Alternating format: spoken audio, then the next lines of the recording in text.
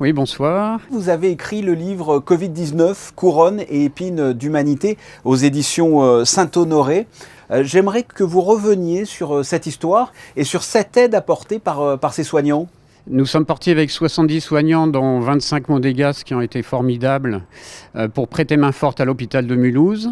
Au début de la crise Covid, au moment où ils étaient dans une situation un peu catastrophique, ils ont eu une vague ininterrompue de patients via les urgences, des dizaines de patients par jour. Quand on est arrivé là-bas, on s'est retrouvé avec 630 patients Covid dans leur lit, près de 150 malades de réanimation, dont 30 sous les lits des militaires sur le parking de l'hôpital de Mulhouse. À quel moment vous vous êtes dit je vais écrire un livre sur cette histoire-là, sur cette aventure qu'ont vécu ces soignants venant notamment de Monaco? L'idée de faire un livre m'est venue plutôt vers le milieu fin de mission, parce qu'on a vécu là-bas des moments très très forts, bien sûr au plan médical, mais surtout au plan humain, avec les patients eux-mêmes et leurs familles.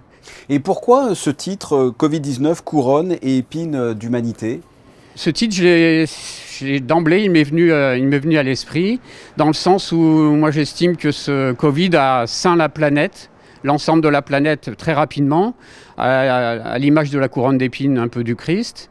Et puis ces épines d'humanité, j'en ai recensé 7 dans ce livre qui prêtent à réflexion. Certaines concernent notre mode de vie. Et puis après, j'ai recensé des épines qui viennent de notre nature humaine, malheureusement, de l'égoïsme, l'absence de résilience, l'absence de retour sur soi, sur notre mode de vie. Et tout ça fait qu'on court là aussi à peut-être d'autres catastrophes sanitaires. Il y a dans ce livre de nombreuses histoires, de nombreuses anecdotes. Quelles sont les histoires les plus marquantes qui peuvent nous rendre fiers d'être des humains ? Il y a beaucoup d'anecdotes marquantes. Je ne les ai pas toutes racontées parce qu'il aurait fallu un livre de 1000 pages. Mais moi, ce qui m'a marqué, c'est certaines anecdotes.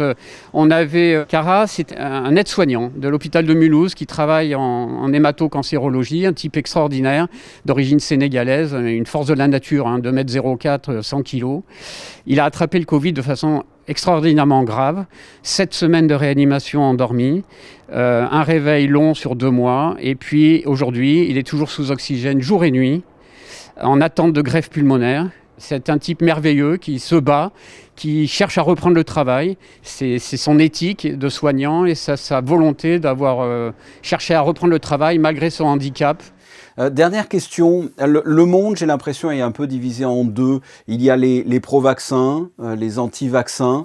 Vous qui avez vécu cette expérience, quel est votre point de vue? Qu'est-ce que vous avez envie de dire aux téléspectateurs là, qui vous écoutent? Je leur dis, écoutez, c'est bien les gestes barrières, mais la seule solution de se sortir de cette histoire de Covid, c'est la vaccination. Il n'y en a pas d'autre, même si elle n'est pas parfaite.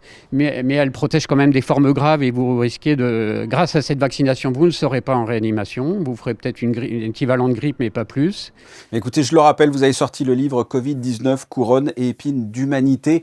Dominique Petit, merci. Je vous remercie.